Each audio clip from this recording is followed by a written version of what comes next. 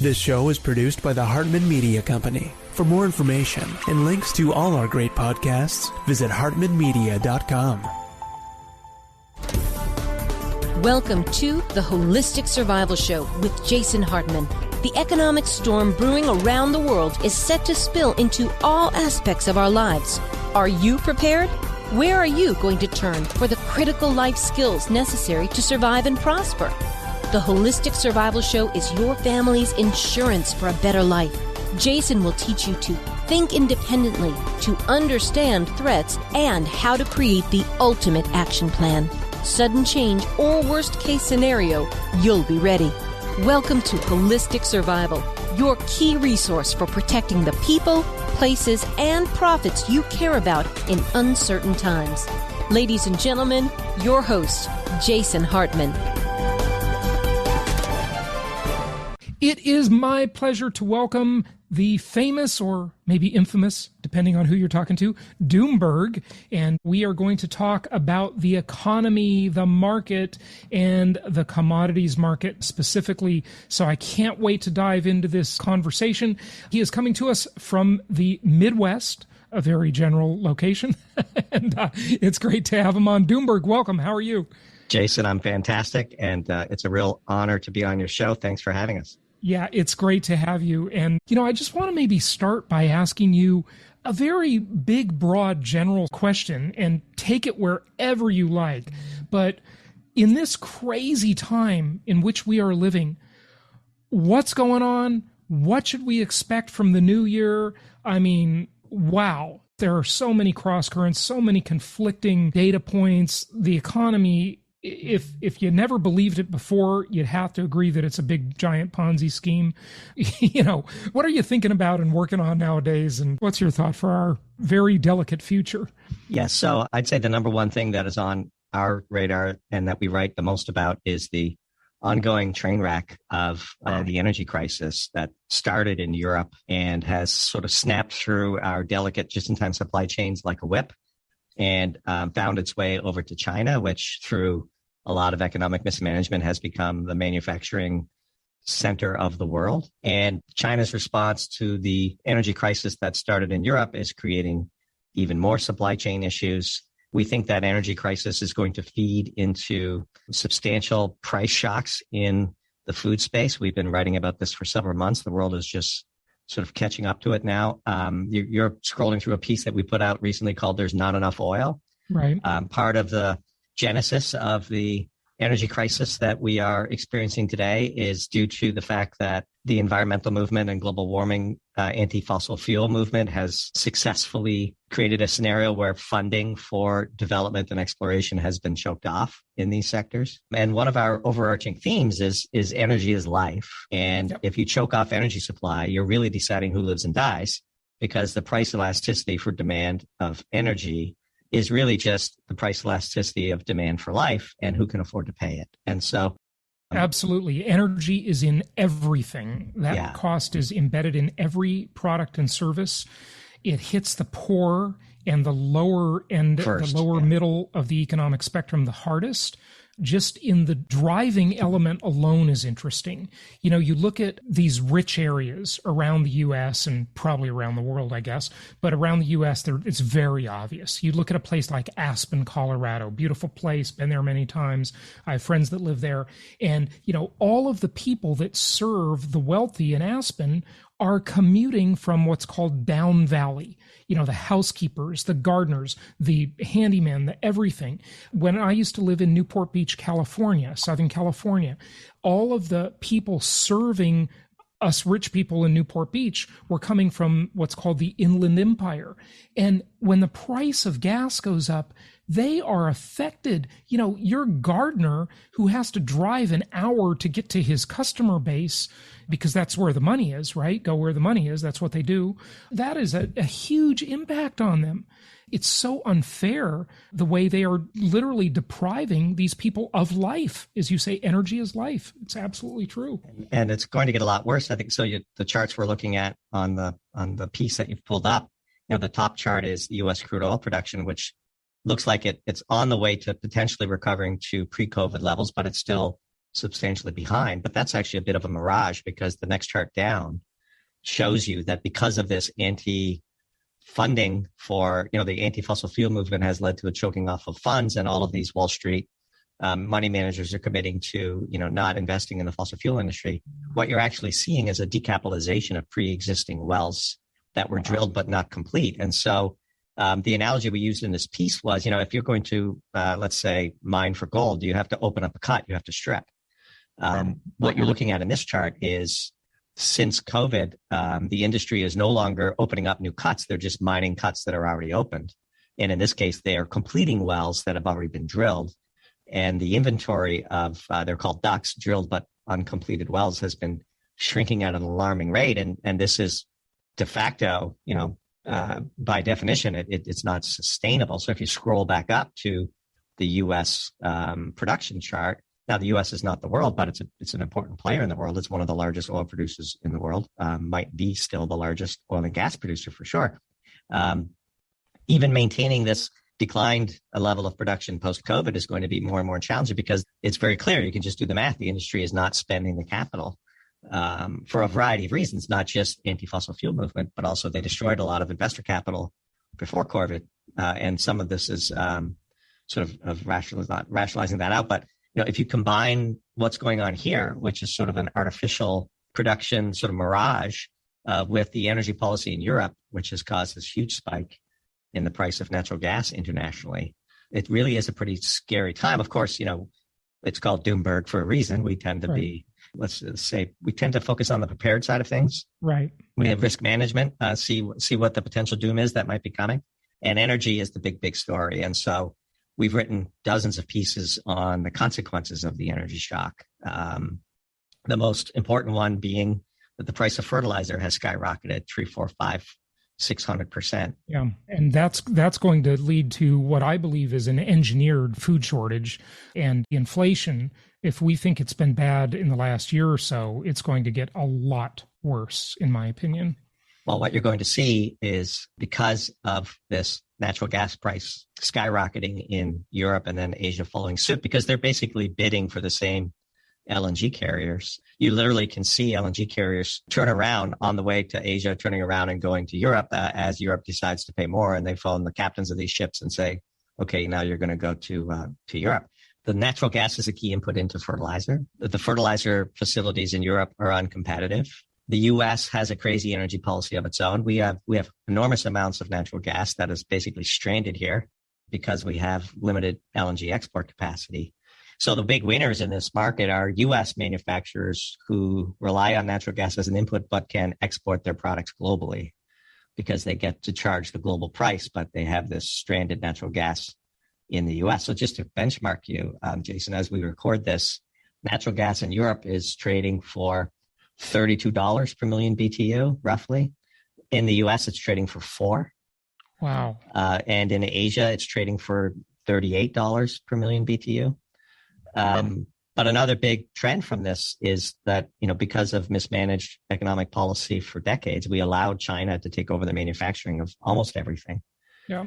And China now is experiencing this energy crisis and deciding which industries will get turned off and which ones get to remain. And they're doing so through the lens of their own domestic stability. Right. And so if you go back to some of the other, like we put a piece out recently called Magnesium PI. Yep.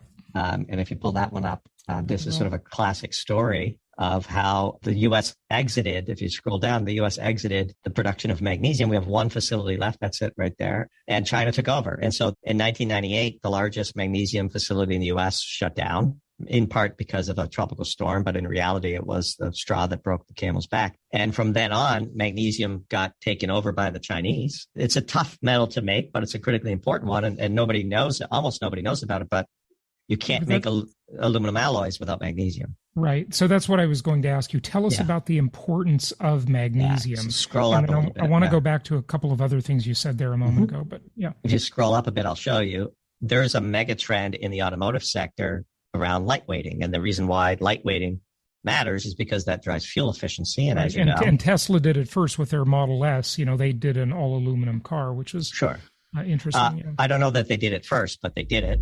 And I mean, in a big way. I'm not. Yeah, sure. All the automotive producers have taken out hundreds of pounds by replacing steel with high-strength aluminum alloys, but you need magnesium for those aluminum alloys. And without magnesium, you can't run your automotive factory.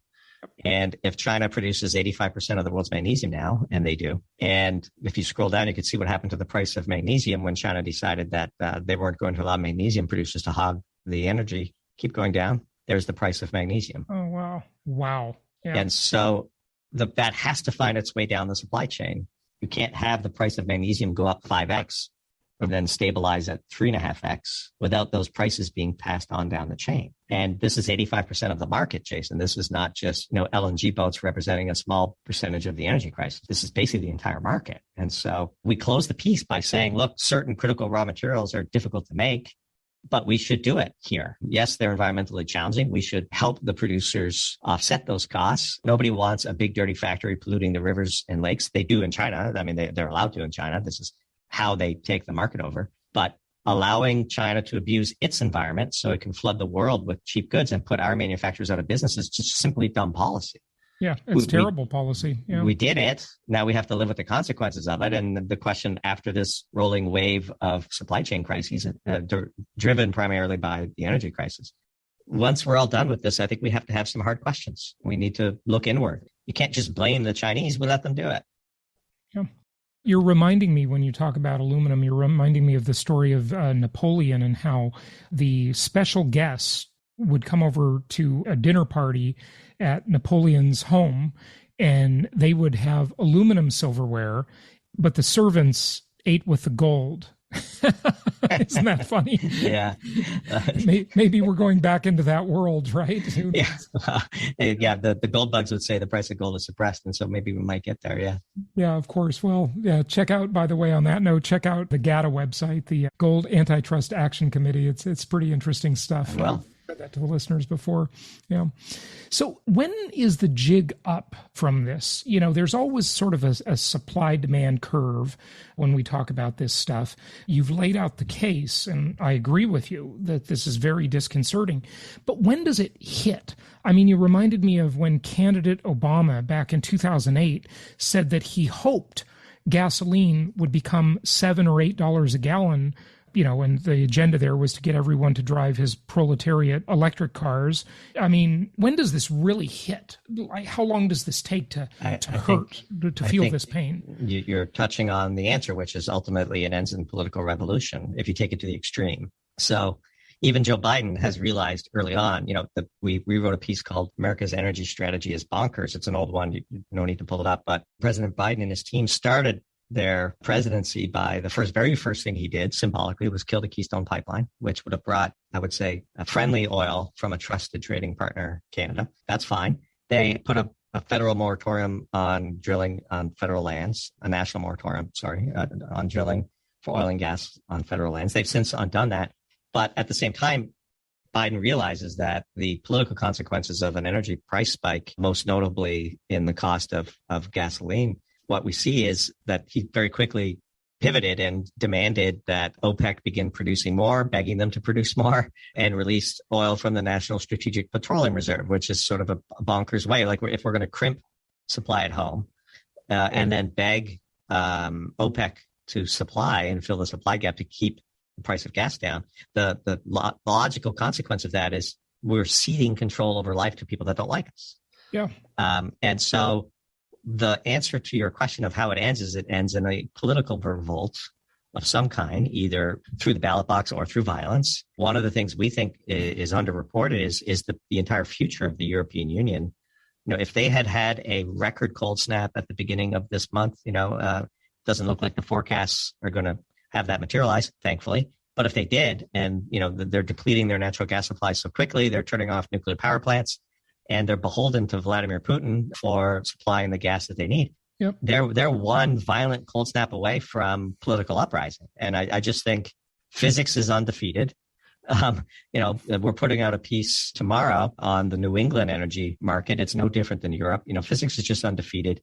And ultimately, the bill has to be paid. And I think the bill will be paid in political terms. couldn't agree more. However, that wasn't my exact question. My question was, when do we really feel this pain from the factors you mentioned? I agree with you on how it ends, but when does this hit? Like, how far off in the future is it? And it gets difficult to interpret a lot of these price signals and supply demand shock signals right now because of the COVID-oriented supply chain issues. It's hard to sort things out with COVID. I think so. First of all, the U.S. is buffered by the fact that we have enormous amounts of natural gas, and the price of natural gas is still very reasonable here and is in fact making a huge advantage for our domestic manufacturing capability. Where you'll see it is in the spring planting and in food. And that is only months away because even the U.S.'s abundant supply of natural gas does not insulate American farmers from the fertilizer costs because fertilizer is a global market and the U.S. doesn't make much of it. Now, the few facilities we do have that are making fertilizer are enjoying robust profits because they get to sell at the global price. And we're already seeing demands from the Senate that fertilizer makers be investigated for gouging, when in reality, it's nothing more than a response to, bundled energy policy in Europe. So I think in early 2022, we are going to see first in the poorer countries, but eventually finding its way to sort of the Western democracies, we're going to see massive price spikes in food. And history teaches us that 9 meals to crazy is the old expression from the prepper community. Once people can't afford to pay food, forget about the landscaper that can't afford to pay the gas to get to his or her clients. Yeah. When you can't feed your family, that's when it gets real. And I believe we're already beginning to see some of the consequences of that. So I think the story of 2022 will be a food inflation and food supply crisis story that is directly born from the energy crisis that we're seeing today. Any idea what those inflation numbers look like? I know it's a speculation, of course, but so if you want how bad could that be? Pull up a piece that we wrote called Starvation Diet. Okay. I wanted to ask you about copper there, so maybe we'll get back to that if we have time. Scroll up. There it is right there. Yeah. So Starvation Diet is our prediction all the way back in October, by the way. This piece was published in October. So you stop right there. That's the 20-year chart of the price of fertilizer. It's now at $11.50 on this chart, if you can believe it. So, just compared to, this is North American fertilizer has tripled in price since pre-COVID. Wow. And so what you're going to see is farmers planting less or farmers using less fertilizer, and therefore yields being lower and the price of food skyrocketing. And this is, I don't know how high it could go. Like the price elasticity of demand for food is infinite, and the richest people will pay anything. Jason Hartman is going to buy groceries. The price when you check out is, I wouldn't say you're agnostic to it, but you will prioritize food over anything. And so you will pay the price. I'll simply complain about it, but other people will be deeply affected by it. Well, they will die. Yeah. This is what happens. The reason why this piece is called Starvation Diet is because it's going to starve hundreds of millions of people. And we're joking here. This is Larry Fink, who's the head of BlackRock, who has been part of the defund, the fossil fuel industry. They own everything. Yeah. Well, and this piece in particular points out that as a consequence of the energy crisis in China blocked all phosphate exports because they want to make sure that their domestic farmers have the supply they need first. Yeah. And so you're going to see this. What's the price of corn? What's the price of wheat? What's the price of cotton? And there's second and tertiary orders of damage here that we haven't even written about yet. Like certain herbicides are becoming really expensive to make because they too rely on some of these key raw materials. And that will be a 2-year from now problem because the weeds will proliferate this year and then they become even harder to knock down next year. And so there's all of these phenomena that are going to find their way in. And we see it. It feels like the beginning of the housing crisis where people were screaming that the market is about to collapse and nobody heard or realized it until it was too late. That's how we feel. I mean, we published this piece back in October. Very scary. Doomberg, you may not know this about me, but I have another podcast that used to be my number 2 show. I haven't looked at the rankings lately, but it's called the Holistic Survival Show. Mm-hmm. And I launched it during the Great Recession about, 12, 13 years ago. And I've done hundreds of interviews with preppers. I wanted to learn this stuff, right? And I know you're into it. And look, listeners and viewers, please hear this. You don't have to become a nut job. You don't have to, stock up on refried beans and live in the woods to just be smart and responsible. And this is also just an economic thing. It's an inflation hedge. I don't think there's any doubt that to one degree or another, what you say is going to come true. I mean, we just have general inflation, so food's going to go with that. But I think food will be much more severely impacted as you do. So look, all you have to do today, tomorrow, the next day, whenever you go to the grocery store, is just buy more stuff that's non-perishable and rotate it. Put it in your pantry and just buy extra. This is not complicated. You don't have to learn much. You know what is non-perishable. Just buy more of it and store it. This is not wacky. It's just being responsible, and it's hedging inflation. Because in a survival scenario, just remember the rules, and you alluded to it, the 9 meals from crazy. I love that, by the way. It's an interesting way to say it. But it's 3 minutes without air, 3 days without water, 3 weeks without food, and everybody's dead. And, that's the rule. So if you have enough to last more than 3 weeks, that's the survival strategy. And in the bug out bag, which is your portable supply that should be in the trunk of your car, and also a couple of them, one for each family member, you have 3 days worth of food and water. And that's what gets you through a crisis. This is just smart. It's not the end of the world necessarily. It's maybe the power goes out. Maybe the supply chains stop. Maybe the truckers won't truck. In Canada right now, there's a whole group of truckers, or maybe in the northeastern United States too, that are on the verge of striking over vaccine mandates. And, if the truckers stop, the food is gone. And if you've ever lived in a crisis, hurricane, whatever, you have seen how fast the store shelves just empty. They'll just empty. It happens in hours sometimes. So the way we frame it, Jason, and I'm sure this will resonate with you, we wrote a piece called One Flew Over the Prepper's Nest. I saw that one. Yeah. Basically, we view the fact that the retailers are willing to store inventory, the just-in-time supply chain, means that you have to increase the working capital of your home. We view our homes as a factory, and the product of our factory is the health and well-being of our family. Mm-hmm. And the sort of inputs to our factory are food and water and supplies and natural gas, electricity, pick your favorite. Yep. And the outputs are waste and surge. And you have to be prepared for losing all of those things. Our motto is 30 days.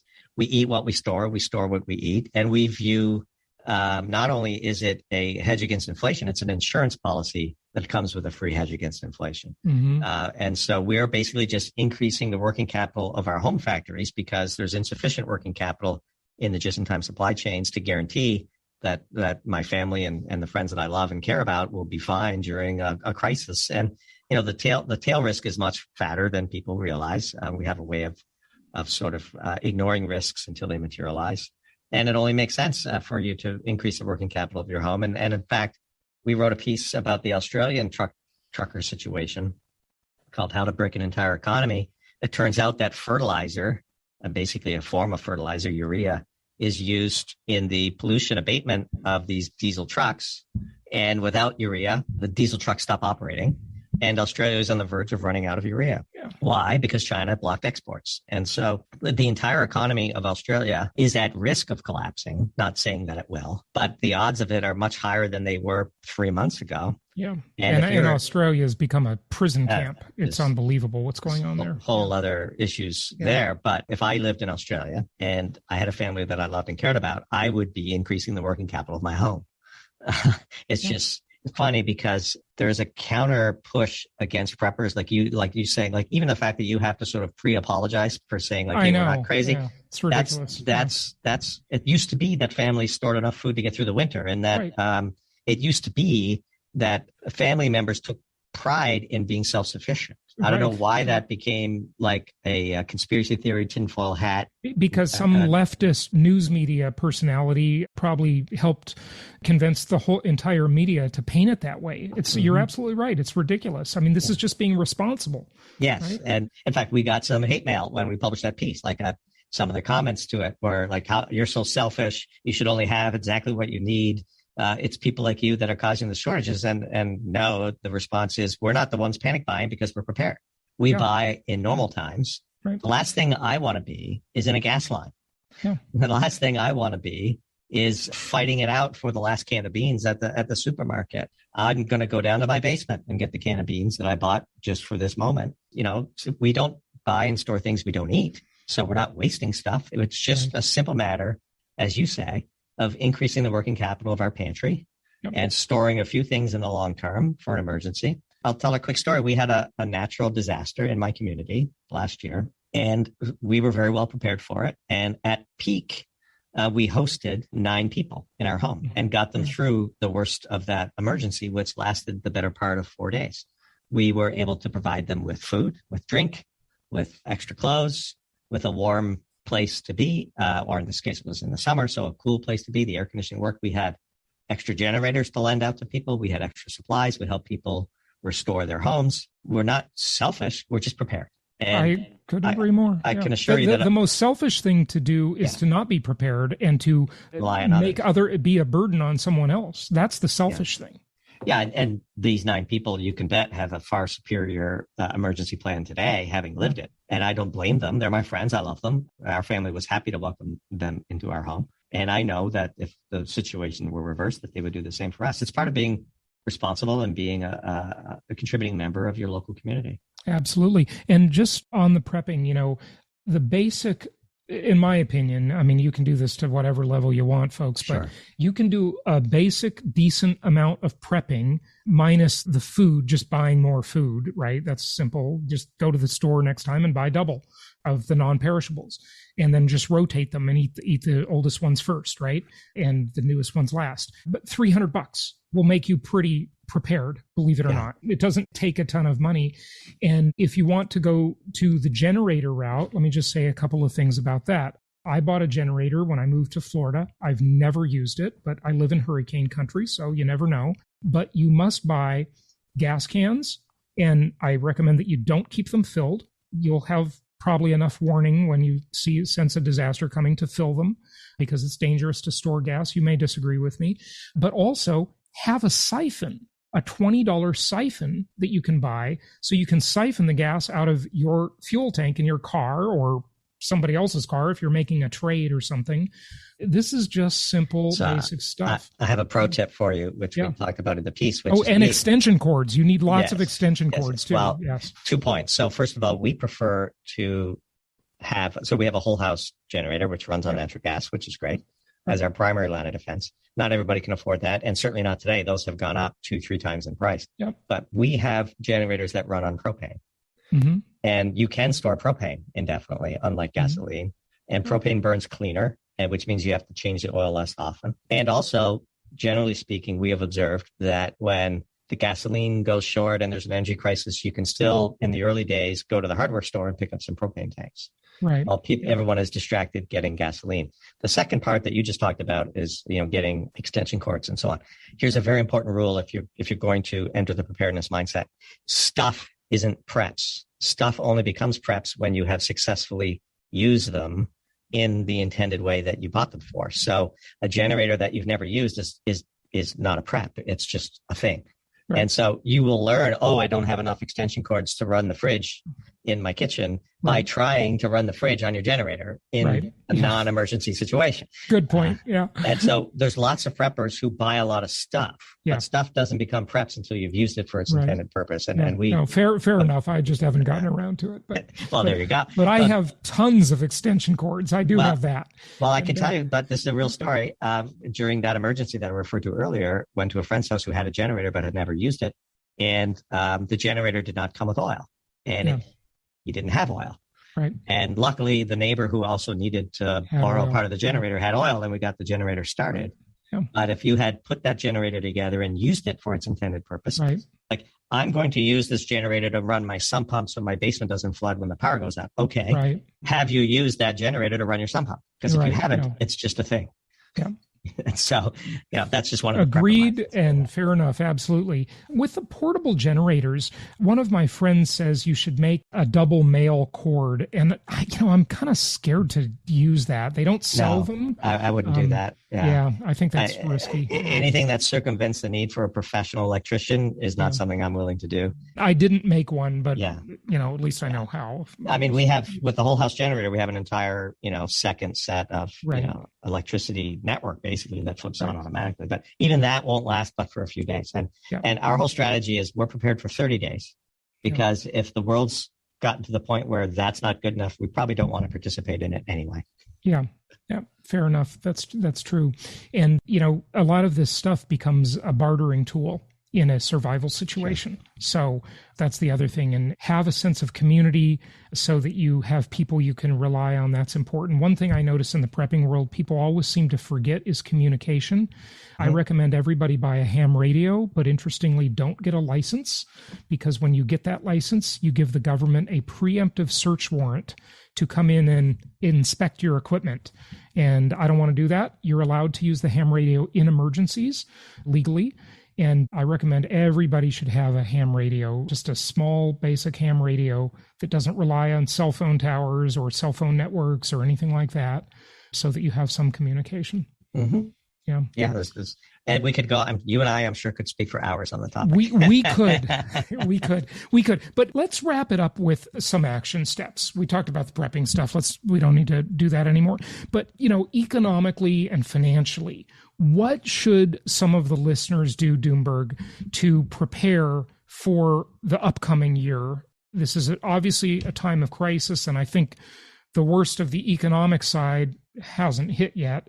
But interestingly, at the same time, I think this asset bubble is just going to continue for the foreseeable future, because they're just going to pump more money into the system, and the rich are going to get richer, even if there is a massive food shortage and a crisis and all of that. It's like conflicting stuff. Both can happen at the same time, at least I think. What do you think about that? Yeah, I think, we don't give investment advice on Doomberg, but we would advise people to consider that they should sharpen and diversify their skills. It never hurts to learn something new, including some of the basic skills of life, like woodworking and welding, and, understand how all of the key systems in your home work and how to repair them in the absence of, external help. Because when COVID first hit, the garbage stopped coming, and you needed a plan. The garbage man stopped coming in our neighborhood for 3 weeks, and people literally didn't know how to deal with that. And then, as we say, the best time to panic is to panic early. And so, a little bit of a pre-panic buying before inflation comes, and especially of the key goods. One thing we always advise people is, especially for prescription drugs, if the pharmacy isn't open and you have certain drugs that you need that are life critical, it'd be wise to have a robust supply of that. And then from an investment perspective, I would say we have a strategy of we earn in fiat, we save in real assets, and we invest privately where we can affect the outcome. We're not big participants in the stock market. We're not very good timers of it. And I personally can't be motivated to buy something that I know is essentially a greater fool's trade. And so we don't mind earning in the fiat system. We save by buying real assets like land and gold. And then we invest privately where our skills can directly impact the outcome. And that's the strategy that we execute. And then since we're not in the stock market, it's very difficult for us to give sort of direct financial advice. And by the way, we're not registered financial advisors. We hold no licenses, and it would be illegal for us to do so. So we don't. Yep. Good stuff. Well, of course, people should subscribe to the newsletter. How many subscribers do you have now? We're approaching 20,000 on doomberg.substack.com. And the other place where we produce a lot of original content is on Twitter. You can find us at Doomberg T. Just add the letter T to the end of Doomberg. T as in Tom. We're crossed 26,500 followers on Twitter. We have a highly engaged set of followers there. We love the content creation business. We love participating in it. Very, very much admire the prolific amount of material that you put out, and big fans of yours. And really was a great honor to be on your show, Jason. I can't thank you enough for having us on. Well, Doomberg, it was great to have you, and I learned a lot and look forward to learning more, reading your articles, and seeing you on Twitter as well. So thanks so much for joining us today. We appreciate it. Happy to come back anytime. Thank you so much for listening. Please be sure to subscribe so that you don't miss any episodes. Be sure to check out the show's specific website and our general website, hartmanmedia.com, for appropriate disclaimers and terms of service. Remember that guest opinions are their own, and if you require specific legal or tax advice or advice in any other specialized area, please consult an appropriate professional. And we also very much appreciate you reviewing the show. Please go to iTunes or Stitcher Radio or whatever platform you're using and write a review for the show. We would very much appreciate that. And be sure to make it official and subscribe so you do not miss any episodes. We look forward to seeing you on the next episode.